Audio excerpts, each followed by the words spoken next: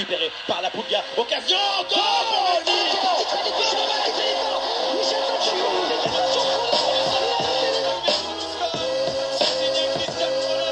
Seconds, Jordan's north-up shot to the left. Oh, yes! Michael Jordan saves the day.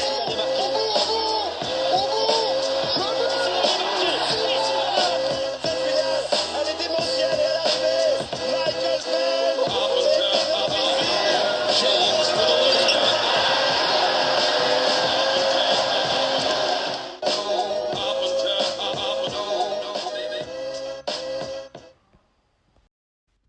Salut à tous et bienvenue pour le premier podcast de la série du top 50 des plus grands sportifs de tous les temps. Alors pour animer ce débat, j'aurai avec moi Benjamin. Salut Benjamin. Salut Thomas. Alors raconte-nous un peu, sans spoiler ton classement un peu, est-ce que ça a été un truc difficile pour toi? T'as eu comment procéder un peu en 2-3 mots? Ouais, non, on va dire que mettre les 50 sportifs, c'est pas très compliqué. Après, ce qui est un petit peu compliqué, c'est les classer en fait. Donc parce que c'est purement subjectif. Il y a aussi l'impact qu'ils ont eu sur un sport donné, même s'ils n'ont pas eu de titre en fait, doit être pris en compte et on va dire est difficilement explicable. Donc je pense qu'il y aura des débats assez intéressants. Ok, hâte d'entendre ton classement. Je suis aussi avec Armand. Salut Armand. Hello Thomas. Une question un peu, comment toi t'as procédé? Ouais, j'ai trouvé facile le top 20-25 qui sont un peu des icônes et après très tiraillé sur qui tu mets dans les 25 autres, entre le souci de représentativité de tous les sports, mes goûts personnels et la différence de poids d'un sport par rapport à l'autre. Mais ouais, je pense qu'il y aura des bons débats là, ça va être amusant. Yes, hâte d'entendre tout ça. Et je suis aussi avec Alex. Salut Alex. Salut à tous. Écoute, un petit peu la même réponse que tout le monde, c'est-à-dire trouver les 50 sportifs en soi, c'est un premier exercice qui est assez intéressant, mais pas non plus très compliqué. La difficulté vient vraiment dans le classement et surtout dans le terme qu'est-ce qu'un sportif. Si jamais par exemple c'est un sport individuel ou collectif, dans quelle mesure est-ce qu'il a porté à lui, dans quelle mesure est-ce qu'un sportif est meilleur par son équipe ou est-ce que c'est son équipe qui est meilleure que lui? Yes, d'accord aussi avec toi. Je vous propose de commencer les gars et puis on va voir ce qu'il en est. Moi je pense que même sur la définition des 50, on va avoir des grosses différences, mais on va voir. On commence avec le numéro 50? Allez. C'est parti. Allez. Oh. Alors Benjamin, t'as qui en 50? Georges Weah. Georges Weah, ok. Armand? Moi j'ai un lanceur de disque qui s'appelle Al Oerter. Ok. Alex? Et moi j'ai un joueur qui a marqué peut-être le plus tôt d'une équipe, c'est Amara Diané. Non mais mec, Non. c'est un troll. C'est un troll. On peut pas débattre sur un troll pareil. C'est un sacré troll, mais bon. C'est pas un troll. Moi j'ai juste Malong. Alors vas-y, pour commencer ce troll, Alex, du coup pourquoi Maradiané, même si j'ai pas envie de poser cette question? Pourquoi Maradiané? Maradiané marque le but qui permet au Paris Saint-Germain notamment de rester en Ligue 1 à la dernière journée, 2 ans avant l'arrivée des Qataris. Si Maradiané ne marque pas ce but et que le Paris Saint-Germain va en Ligue 2, on se retrouve donc avec un tout autre changement de paradigme, que les Qataris ne viennent pas à Paris et ne créent pas aujourd'hui l'une des meilleures équipes d'Europe, qui ne devient plus donc une espèce de fanion d'icône qu'est aujourd'hui le Paris Saint-Germain. Et donc dans ce cadre-là, Maradiané, je voulais absolument le mettre dans ce top 50, car il a pu justement à son échelle changer un petit peu la définition du Paris Saint-Germain sur du long terme, donc juste entre 2011 et aujourd'hui 2020. Ok, mais tu trouves pas ça quand même super anecdotique dans l'histoire du sport? Eh ben, pas tant que ça, puisqu'au final, la domination parisienne qui en découle depuis n'est pas anecdotique elle-même. Et rassure-moi, t'as mis dans ton classement Georges Weah, Ray, Ronaldinho, Paoletta. Et par exemple, ton Georges Weah, il est pour moi beaucoup plus haut dans le classement. D'accord. Enfin, si t'as mis toute l'équipe du PSG en même temps, c'est sûr que... Ah, fallait pas faire ça, t'es pas les 50 plus grands joueurs du PSG? Benjamin, du coup, toi t'as mis Weah en 50e. Raconte-nous un peu pourquoi Weah aussi haut. Weah, c'est parce que c'est le Ballon d'Or africain. Weah, c'est aussi c'est devenu le président du Libéria. Donc du coup, à la fois, il a un gros retentissement dans le sport et également un gros retentissement politique. Encore aujourd'hui, donc c'est quand même c'est un sportif qui dans le monde, enfin surtout sur son continent, a eu quand même un énorme impact. Ouais, compréhensible, je suis d'accord. Armand, toi, tu as choisi une option un peu différente de prendre un sport beaucoup moins connu avec un peut-être ultra dominant. T'as déjà... un peu l'histoire de... Ouais, Al Oerter, c'est un lanceur de disque américain que je connaissais pas avant de devoir faire ce classement. Mais c'était pour deux choses, un peu la représentativité d'une partie des sports, tous les sports de lancer, même si ça n'a pas une grosse impact, je trouve que sur les capacités humaines, c'est assez intéressant. Et là où il est assez exceptionnel, c'est qu'il a conservé son titre pendant 4 Olympiades différentes. Et c'est le premier qui a réussi à avoir une telle longévité au niveau olympique, c'est-à-dire sur 4 Olympiades de suite, conserver sa médaille d'or. Et sur la double raison représentativité des sports et longévité à un excellent niveau, je trouvais ça intéressant de le nommer. Yes, ça s'entend. Moi, sur le côté représentativité, j'ai pris Malong parce que je voulais avoir un pongiste. Alors certes, sport très populaire en Chine et un peu moins dans le reste du monde, même si c'est joué quand même partout, beaucoup en Europe aussi. Et Malong, c'est 5 fois vainqueur de la Coupe du Monde du coup d'affilée, c'est un record. Il a été 64 mois numéro 1 mondial, c'est un record. Il a 28 titres ITTF, c'est aussi un record. Il est 3 fois champion olympique, dont une fois en simple, et 3 fois champion du monde, 3 fois médaillé de bronze. Donc là, en gros, là, il a 31 ans, mais sur ces 5-6 dernières années, c'est une rasière absolue qui fait de lui, pour moi, le meilleur pongiste de tous les temps. Et donc, j'avais envie de l'avoir dans ce classement à la 50e place. On peut passer au 49. Du coup, Alex, j'imagine que tu as mis Paoletta. C'était pas loin, il était pas loin du classement, mais on avait parti plutôt sur Steven Bradbury. Steven Bradbury, c'est un médaillé d'or en patinage de vitesse au JO olympique, qui a gagné son titre parce que tout le monde devant s'est écroulé. Pour moi, il représente exactement ce qu'on espère dans l'olympisme, c'est permettre à tous de pouvoir gagner des médailles d'or. Et le fait de pouvoir participer et d'avoir donc battu au final tous les favoris qui étaient sur place lors de la finale grâce à un fait de course, pour moi, il méritait son classement dans le top 50. Et du coup, tu as mis aussi Karagonis, le capitaine de la Grèce, qui a aussi gagné l'Euro parce que tous les autres se sont écroulés. Alors, est-ce que tous les autres se sont écroulés lors de la Grèce 2004 ou est-ce que c'est juste qu'ils étaient moins bons au final que les Grecs? Ouais, j'aurais plus catégorisé dans les 50 faits qui ont marqué l'histoire du sport plus que les grands sportifs de tous les temps. Et c'est vrai que c'est une sacrée histoire. Ouais, non, c'est une belle histoire. Ouais. C'est une belle histoire. Je suis assez d'accord. Pour moi, ça reste un sport quand même plus mineur, même si c'est un fait marquant. Pour moi, c'est pas dans le classement des plus grands sportifs. Toi Armand, t'as pris qui en 49? Moi, j'ai voulu représenter le handball, juste parce que le handball, parce que je suis pas forcément fan de sport, mais je sentais qu'il fallait quand même en mettre un. J'ai mis Nicolas Karabatic, histoire de mettre un handballeur. J'ai le sentiment, on peut regarder, que c'est le plus notable pour le nombre de titres qu'il a gagné avec l'équipe de France. Typiquement, je trouve très dur de mettre en 49e position Karabatic. Très très dur. Moi, alors, pour donner mon classement, moi, je l'ai pas dans mon classement Karabatic. Moi, j'ai pris un raisonnement un peu différent, qui est, j'ai classé un peu aussi les sportifs par popularité dans leur pays. Et pour moi, dans le classement des plus grands sportifs français, typiquement, j'ai Tony Parker devant Karabatic. Et pour moi, Tony Parker est pas dans les 40 plus grands basketteurs de tous les temps. Du coup, par ce raisonnement-là, j'ai pas mis Karabatic, j'en ai 5. T'as dit qui, toi, du côté Benjamin en 49? J'ai un athlète qui s'appelle Michael Johnson, qui est un des plus grands sprinteurs de tous les temps, multimédaillé, deuxième plus grand nombre de médailles au championnat d'athlétisme, également en recordman, hors Usain Bolt, qui est autre part dans le classement pour les Américains aux Jeux Olympiques. J'ai hésité à mettre Michael Johnson. Michael Johnson. Moi aussi, il était à deux doigts de rentrer dans mon 50 mois. Ouais, moi aussi.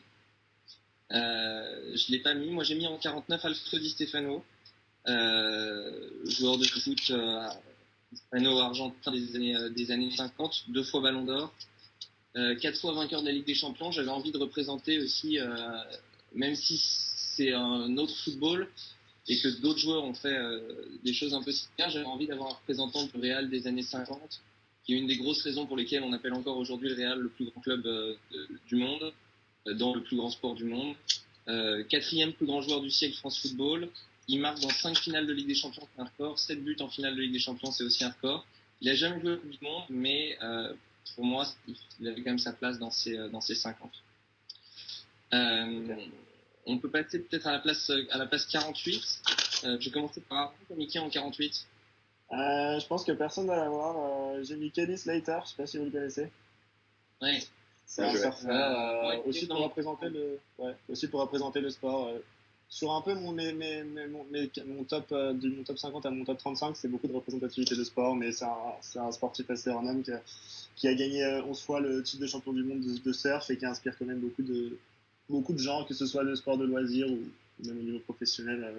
Il a inspiré du monde, je trouve. Yes, carrément. Benjamin, de côté, t'as qui en 48? Moi, j'ai un athlète qui s'appelle Paafo Nourmi, qui en fait courait, qui a fait des distances entre 1500 et 20 km, donc coureur de semi et fond et plus longue distance, et qui en fait est le 3e plus grand médaillé des Jeux Olympiques. Donc qui a dominé, moi aussi. qui a 22 records, qui a dominé quasiment, je crois, 20 ans sa discipline. Donc je pense qu'il méritait. Après, c'est dans les années, on parle des années 20. Hein. Donc c'est un vieux sportif, mais je pense qu'il méritait la place. Yes. Alex, de ton côté, est-ce qu'on va encore sur un troll ou tu commences avec du vrai sportif? On va arriver sur un vrai sportif, ma sportif polémique, qui a marqué à son égard le sport en lui-même. J'ai mis moi en classe 48 Lance Armstrong. Pourquoi? Parce qu'au final, pendant 10 ans, presque 10 ans, il a été incontestable, jusqu'à ce que la tricherie, entre guillemets, soit mise à jour. Mais pendant beaucoup d'années, ça a été vraiment une révolution dans mon cyclisme. Une personne qui a été incontestable et incontestée. Alors, c'est plus facile si on est sous stéroïdes, mais mon but, c'était vraiment de pouvoir aussi avoir un classement où des sportifs ont quand même changé un petit peu le cours de leur sport. Il a mis où O.J. Simpson? Ça dépend. Avant ou après son procès? Il est plus haut dans le classement ou pas? Non, juste pas. Il y a Oscar Pistorius aussi, très fort. Il est fort en biathlon. Ouais, mais est-ce que Pistorius ne méritait pas, sur un point de vue sportif, d'être dans le top 50? Non, mais c'est vrai, ça se discute. Ouais, moi je l'ai pas mis dans Armstrong pour le côté triche. Ouais. Moi, en 48, j'ai parti un peu sur le particulièrement, j'ai Shaun White, le snowboarder. On a été 3 fois champion olympique en 4 Olympiades différentes. Je trouvais que c'était assez, en snowboard, assez marquant. Surtout qu'il y a une Olympiade en 2014 où il fait 4e et il revient en 2018 pour être champion olympique. Autre point intéressant sur Shaun White, bon, alors de 2003 à 2013, il a gagné en Winter X Games. C'est un des seuls aussi c'est l'un des premiers qui fait médaille au Winter et au Summer X Games. Et au Summer X Games, il les gagne en skateboard. Au skateboard, il a des figures en skateboard qu'il est le premier à avoir fait aussi. Donc j'ai trouvé que cette complémentarité skate-snowboard était intéressante. Il a des jeux vidéo à son nom, comme Willy Skater. Donc moi j'ai trouvé que ça c'était un truc qui était très marquant dans l'histoire du sport et c'est pour ça qu'il avait sa place en 48. Je pense qu'on peut passer en 47. Benjamin, t'as mis qui 47? Alors, qui j'ai en 47? Bon, j'ai encore un athlète un petit peu inconnu, Mark Spitz. Inconnu. Comment? Il comment ça, inconnu? Non, mais il n'est pas inconnu. Oui, bon, moi je le connaissais pas avant, je le connaissais pas. Donc c'est un, on va dire, Un nageur. C'est un nageur, 7 médailles d'or aux Jeux Olympiques de Munich en 1972. Et en fait, il était le recordman de médailles d'or jusqu'à Michael Phelps. Et les 8 médailles d'or aux Jeux Olympiques de Pékin. Et je crois que c'est en nombre de médailles, je pense que c'est le 2e ou 3e historique des Jeux Olympiques. Ouais, c'est un 2e. Je l'ai dans mon classement aussi un peu plus loin. Ouais, pareil.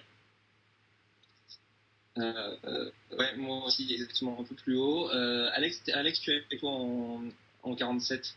47, j'ai mis Stéphane Peterhansel pour tout son parcours en Dakar, notamment avec des victoires incontestées en Dakar Auto, incontestées en Dakar Moto, recordman sur toutes les épreuves possibles. Stéphane Peterhansel, c'est un peu le symbole du Dakar.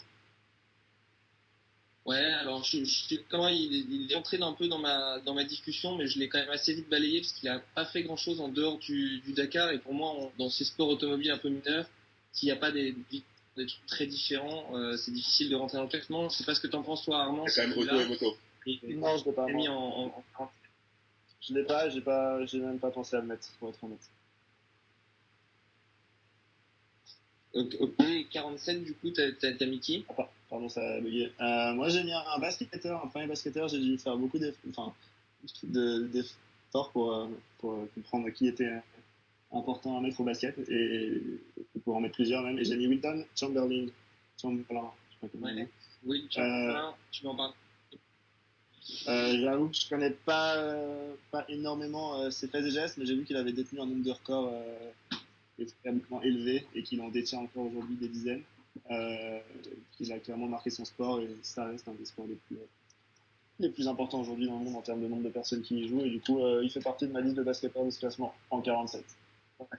Ouais, grand pivot des années 70. Un point intéressant sur Will Chamberlain, bon, il a marqué 100 points dans un match, c'est quelque chose qui est encore aujourd'hui inégalé. Pas mal de records aussi qu'on ne peut pas comptabiliser parce que les contres n'étaient pas comptabilisés, les règles étaient assez différentes.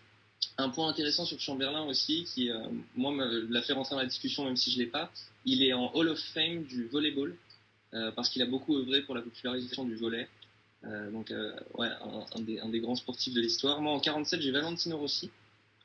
7 fois champion du monde de MotoGP. C'est le deuxième derrière Giacomo Artini. Il est 6 fois deuxième aussi. Il a une domination sur la MotoGP qui dure quasiment 20... en tout cas, il est dans les meilleurs pendant plus de 20 ans. Jeux vidéo à son nom, bon, ça, c'est toujours un peu anecdotique, mais pour moi, ça montre qu'ils ont fait rentrer dans leur sport dans une catégorie un peu légendaire. Et si ça vous intéresse, vous pouvez regarder la vidéo de lui dans sa ville, dans la ville dans laquelle il vit à Tavulia. Là récemment, il a traversé la ville sur sa moto. Et si vous voulez voir une vidéo de ferveur populaire, vous pouvez regarder cette vidéo. 47, j'ai pas encore Alex pour le 47. Comment? Sur le 47, tu nous as pas encore dit ici. Si 47, c'était Peter Hansel. Peter Hansel, ouais. Je peux poursuivre sur le 46 après, parce que je crois qu'on a tous fait le 47. Ouais, vas-y, 46. Parce que j'ai mis Valentino Rossi aussi pour les mêmes raisons que toi. À une place près, je trouve ça sympa d'avoir eu la même idée. Il est 46e chez moi. Ouais, ça veut dire qu'on ne doit pas être si loin de la vérité, si tant est qu'il y ait une vérité sur ce genre de classement.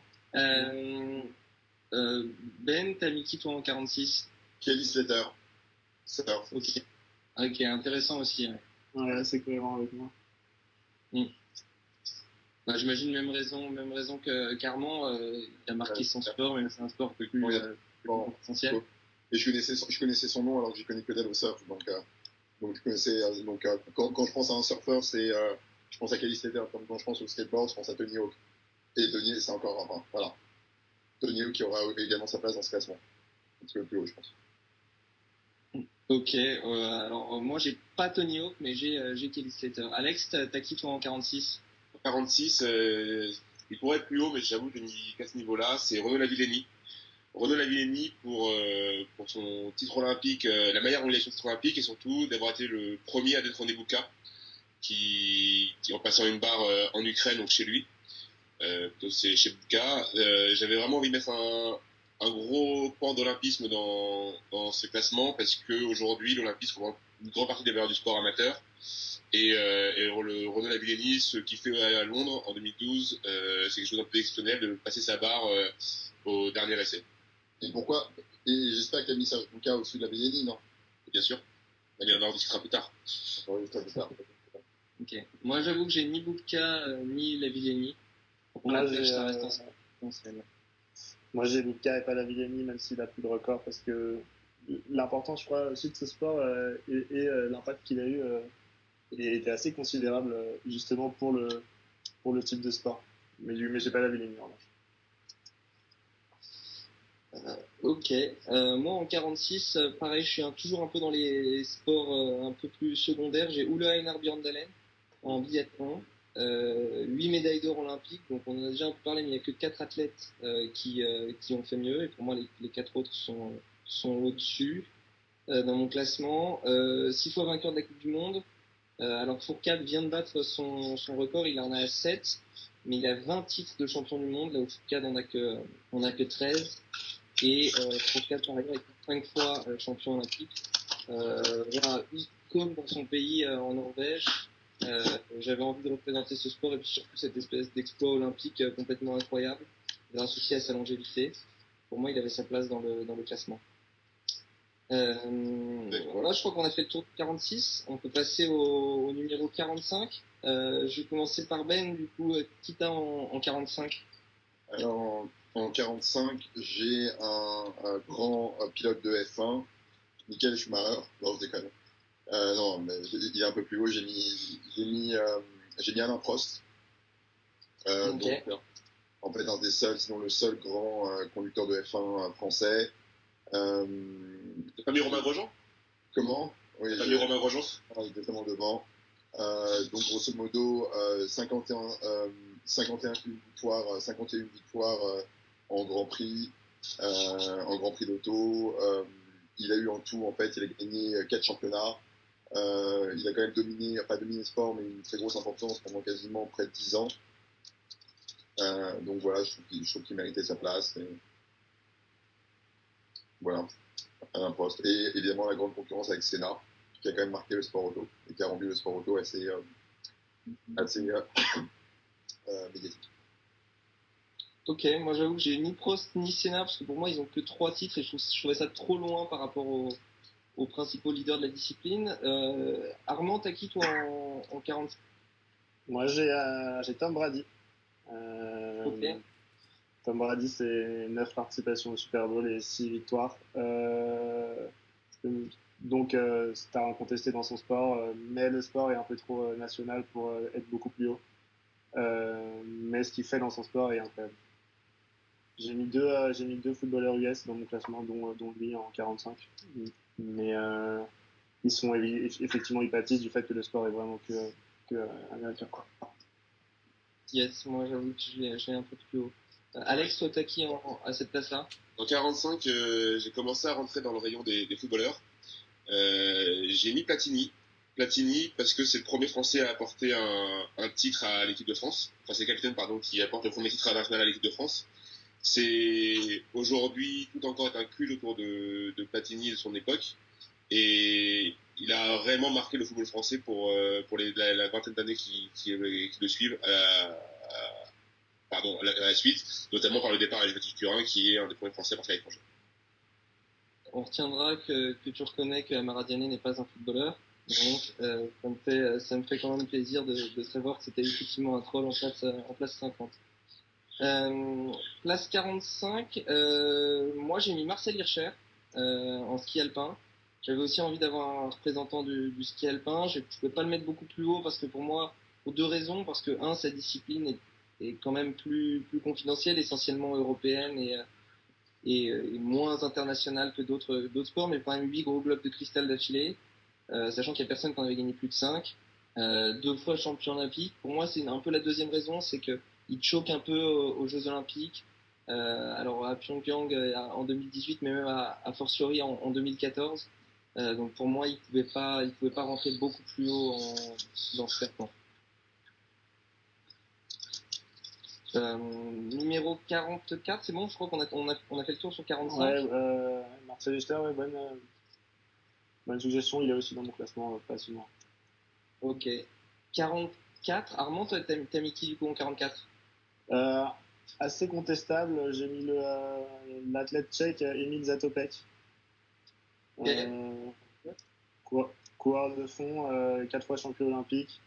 Il a surtout détenu 8 records du monde sur 8 distances différentes, qui en faisait vraiment un champion incontesté de beaucoup de types d'épreuves de course de fond. Et je trouvais qu'il avait sa place aussi dans ce classement. Ouais, moi il a topé, j'ai préféré un autre fondeur, mais un peu similaire. Benjamin en a déjà parlé, j'ai mis Paavo Nurmi en 44. Voilà, pareil, 9 médailles d'or olympiques. Il y a ce que Phelps qui a fait mieux. Égalité avec Mark Spitz, que j'aurai aussi dans mon classement. Record du monde dans 22 distances, Benjamin en a déjà parlé, je vais pas m'attarder. Ben, t'as mis qui toi du coup en 44? moi j'ai un golfeur, Jacques Nicklaus. Donc c'est plus ou moins le golfeur en fait dans les années, on va dire 70-80, qui a vraiment démocratisé et rendu médiatique le golf de compétition. On parle de six Masters, mais en fait c'est moins les Masters parce qu'en fait en termes de titres il n'est pas non plus, c'est le 3e plus grand de tous les temps, mais on va dire que son principal impact aura été de rendre le sport médiatique qu'il est aujourd'hui et dont ont bénéficié les grands champions futurs dont Tiger Woods. Ouais, absolument. Moi, j'ai plus haut. Du coup, de votre côté, il me manque Alex en 44. Ouais, alors en 44, ça a été un peu dur de mettre aussi bas, je dois l'avouer dans le classement, mais il y a d'autres sportifs qui sont pas loin. C'est Niki Lauda. Niki Lauda, j'ai mis en 44 pour tout son impact sur la Formule 1 en tant que pilote et pour l'après-pilote, et pour tout ce qu'il a accompli, notamment entre la première chose, outre ses titres olympiques, son accident, c'est l'un des premiers à prendre sa retraite, à revenir et à de nouveau gagner champion du monde chez Mercedes. Donc Niki Lauda avec son classement, tout ça passe pour moi dans le classement des top 50 sportifs de tous les temps. Il traite beaucoup de F1 chez Alex Frank. Non, c'est le premier. Ah, c'est pas toi qui parlait de... Prost? Non, c'est Prost. Ouais. Ah, pardon, autant. My bad. Yes. Moi, j'avoue que j'ai pas Niki Lauda. Pour moi, pas, même un peu raison et pas assez de titres. Mais ça, c'est 40. On peut passer en place 43 du coup, il me semble. 43, Armand, t'as qui toi? Alors moi, c'est un peu mon péché mignon parce que c'est un de mes sports favoris et je pense que j'aurais peut-être une surreprésentativité de ce sport dans ce classement. C'est un rugbyman, Johnny Wilkinson, icône du rugby anglais, génie du rugby, génie au pied, aussi génie à la main. Il a porté l'équipe d'Angleterre pendant des années, dans les débuts des années 2000. Et moi qui aime beaucoup ce sport, j'ai voulu le mettre dans ce classement. Ok, bah moi je pense que celui que j'ai du coup est en 43 est plutôt dans ton classement puisque j'ai Dan Carter dans le classement. J'aimerais. Pourquoi meilleur joueur du monde? C'est un des 2 seuls à l'avoir fait, 2 fois champion du monde, 3 fois vainqueur du Super Rugby, 2 fois du Top 14. Des caractéristiques pour certaines un peu similaires à Wilkinson, aussi gros jeu au pied. Mais je pense que tu nous en reparleras tout à l'heure. Alex, de ton côté, t'as 43. En 43, encore un triple champion olympique qui aurait pu faire quasiment un quadruplé si n'avait pas choqué un été. C'est Tony Stanguet en kayak, où il a gagné donc 3 titres olympiques, dont 2 d'affilée et 1 avec 8 ans d'écart. Il choque à Rio à Rio, pardon. Et aujourd'hui, c'est le porteur de la candidature de Paris 2024 et ça a été porte-drapeau notamment des Olympiques France en 2018. Donc voilà, Tony Stanguet. Je voulais un petit peu représenter l'olympisme dans ce classement. Ok, moi j'avoue que je l'ai pas pour une raison que je trouve que le sport est trop mineur pour le mettre. En plus, effectivement, comme tu dis, pour un sport mineur comme ça, faut vraiment soit être devenu une icône totale, soit avoir une domination encore plus sans partage qu'il l'a eu. 43, Ben, t'as qui toi? J'ai un rugbyman en fait qui a rien gagné, donc j'ai Jonah Lomu à la place 43, notamment pour en dire l'impact encore une fois médiatique qu'il a eu sur ce sport. Moi, quand je pense au rugby, je pense à Jonah Lomu, je pense aux 4 essais qu'il a marqués face à l'Angleterre en 95 en demi-finale. Je pense au fait que l'équipe de rugby en fait de Nouvelle-Zélande à cette époque n'était pas aussi forte que celle que dont bénéficiaient Richie McCaw et Dan Carter après, et que ça a été vraiment un bon. Enfin, quand on regarde les matchs de l'équipe de rugby, c'est vraiment un monstre absolu. Et donc, je vois juste pour ça. Et encore une fois, un sportif qui est revenu sans gagner après avoir été malade, donc qui est mort tragiquement, mais qui a quand même apporté de belles valeurs au sport. J'imagine que Armand nous en reparlera peut-être. Pour moi, un peu à l'image de Mike Tyson, le fait qu'il ait trop peu gagné, ou en tout cas sur une durée pas assez longue, après que je l'ai pas mis dans le mien. Je pense qu'on peut passer en 42. Est-ce qu'on continue à parler rugby, Armand, ou est-ce que tu as un autre sport?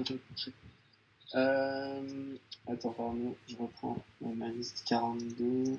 Ouais, j'ai mis. On ne revient pas dessus pour les mêmes raisons que Ben. On est à 2-3 places d'écart, mais il a été vraiment l'un des premiers à démocratiser ce sport, à le rendre vraiment médiatisé, et je trouve qu'il a une vraie importance dans le golf.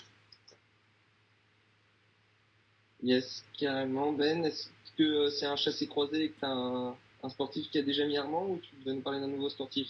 Non, j'ai un nouveau sportif, un footballeur. Donc, footballeur portugais, Cristiano Ronaldo. Ok. À la place 42.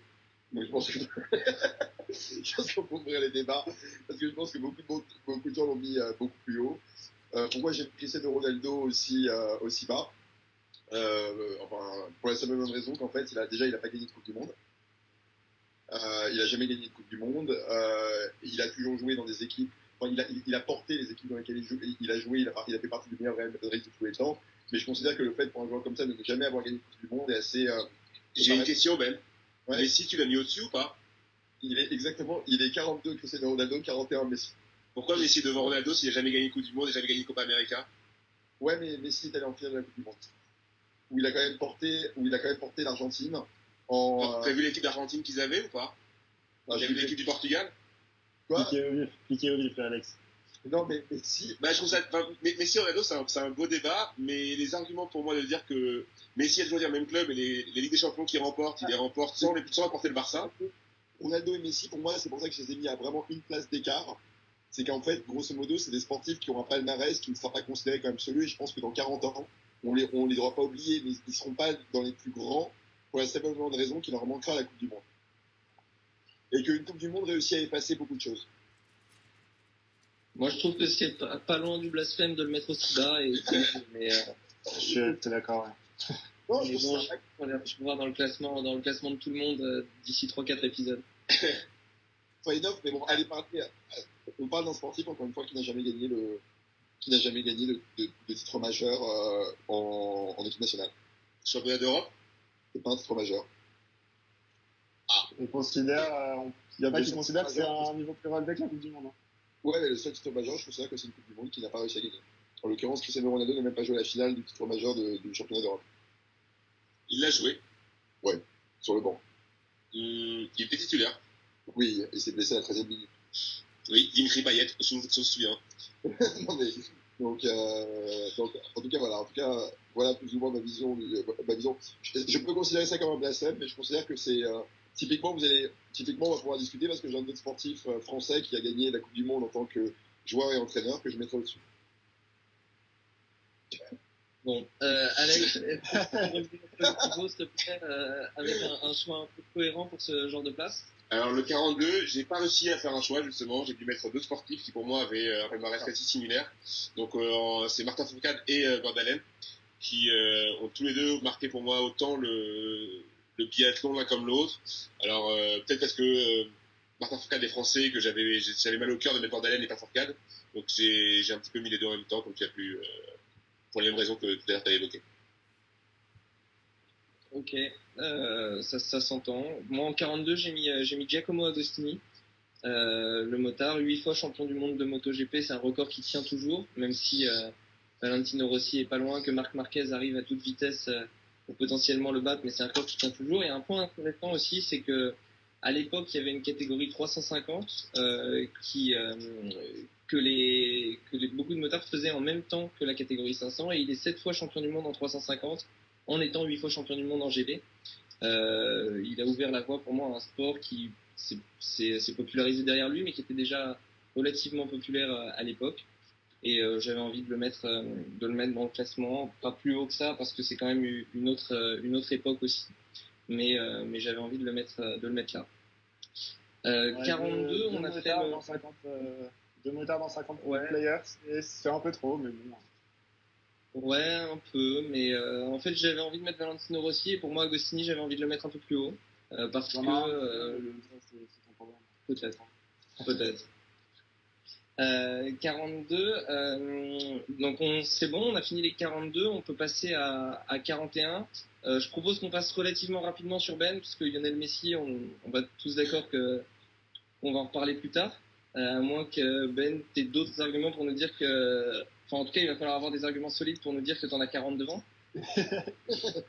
J'en ai 40 devant, dont Bobby Fischer, joueur d'échecs. Ok. Ok, bon. Non, mais... Ok, bon. Tu m'en parleras plus gros blasphème pour faire 42 ton devant. Non, mais après, c'est quand même, vu comme ça, c'est quand même compliqué de prendre un sport et de commencer à mettre tous les sportifs d'un sport. Parce qu'en fait, grosso modo, tu prends le football. Il y a qui devant Lionel Messi? Enfin, on parle de 50 joueurs, ok? Donc, disons le football. Tu prends plus grand joueur, après ça se discute, mais il y a Pelé, il y a Maradona, il y a Zidane. Déjà, en fait, ça te fait déjà 3. Ça t'en fait déjà 3. Donc tu considères que Zidane est devant Messi? Je considère que Zidane est devant Messi. Pour moi, à mon avis, tu survalorises quand même. Et Ronaldo brésilien. Ouais, mais pour moi, sur un sport où tu as 11 joueurs, tu survalorises le poids de l'équipe par rapport aux joueurs individuellement. Et pour moi, l'intérêt quand même de sortir les sportifs, c'est de se dire, bah ouais, peut-être que collectivement, ils ont un peu moins gagné, n'empêche qu'individuellement, ils étaient tellement au-dessus. Pour moi, il n'y a pas du tout de débat sur le fait que Messi est devant Je ne sais pas, mais individuellement, Pelé était au-dessus, individuellement, Zidane était au-dessus. Non, attends, que Zidane était au-dessus, mais on sait rien. On regarde le quart de finale de la Coupe du Monde 2006, où Zidane a pris le Brésil tout seul. Zidane, Messi. Non, Zidane part de l'équipe de France. Okay, il part à la fin de l'Euro 2004. Il revient en équipe de France l'été 2005. L'équipe de France, entre 2004 et 2005, n'était même pas qualifiée pour la Coupe du Monde. On jouait vraiment comme des quiches. Ils reviennent, premier match amical, 3-0 face à la Côte d'Ivoire. Et là, c'est renouveau, avec ses potes Makelele et Thuram. Et on va en finale de la Coupe du Monde avec une équipe de bras cassés. Enfin, pas de bras cassés, c'est des bons joueurs, mais une équipe qui ne sous-performait depuis l'Euro 2004 et le départ de Zidane. Zidane est revenu, il a porté la France, il est parti. J'appelle ça, franchement, quand tu parles de performance individuelle, même chose pour un mec comme... Donc quand tu dis une équipe de bras cassés, t'as quand même le mec est considéré comme le meilleur attaquant de la l'un des meilleurs attaquants de la décennie, l'un des meilleurs attaquants de l'année 2006, qui est Thierry Henry. Encore une fois, t'as Vieira, t'as Samuel, je sais pas où ton équipe de bras cassés. Il jouait au Barça en 2006. Il jouait en Barça, il n'était pas excellent au Barça. Non, il y a juste une Ligue des Champions en tant que titulaire. Non mais ouais, et puis c'est toute une équipe très forte. Je propose qu'on en reparle au moment où on parlera de Zidane. Mais donc du coup, Maradona qui a porté l'équipe de Naples aussi. Quand tu parles de performance individuelle, t'as Naples quand même qui a dominé l'Italie. Bon, bref. Ouais, bon, on en parlera au moment de Maradona, Zidane. Donc du coup, toi, ton 31, c'est Lionel Messi, quoi. Exactement. Ok. Armand, t'as qui en 41? 41, c'est marrant parce que Alex, il avait hésité entre Beardalen et Fourcade. Au début, j'avais mis Fourcade et j'ai supprimé pour Beardalen. Car beaucoup plus de titres, plus de 100 victoires, enfin quasiment 100 victoires en Coupe du Monde, 8 médailles d'or. Je crois que c'est le plus titré des hommes dans les JO d'hiver. Donc c'est juste les titres qu'il a emportés sur Fourcade. Après, Fourcade, il avait peut-être plus de concurrence, mais j'en ai mis 40 donc j'ai mis celui-là. C'est marrant, on a tous les trois dans le même range. Alex, une fois que tu as fini ton déménagement, est-ce que tu vas redire qui fait en 41? En 41, c'est George Weah. George Weah, pour un peu la même raison que Ben avait tout à l'heure, c'est premier ballon d'or africain, un gros impact sur le football européen, notamment que ce soit au PSG ou Milan AC, et vraiment un homme qui aura beaucoup compté dans les années 90 dans le foot.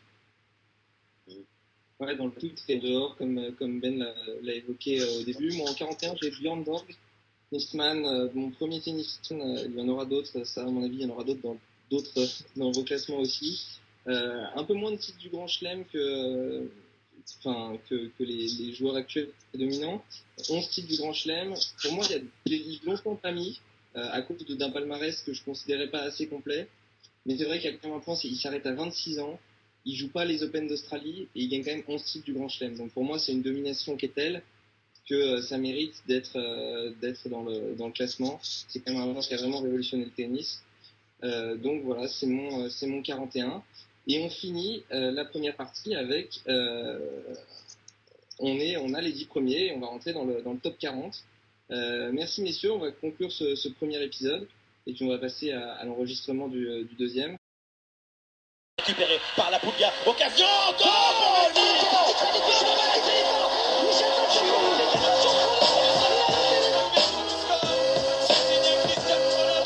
Seconds. Jordan's north-side shot to the left. Oh, yes, win. Michael Jordan saves the day.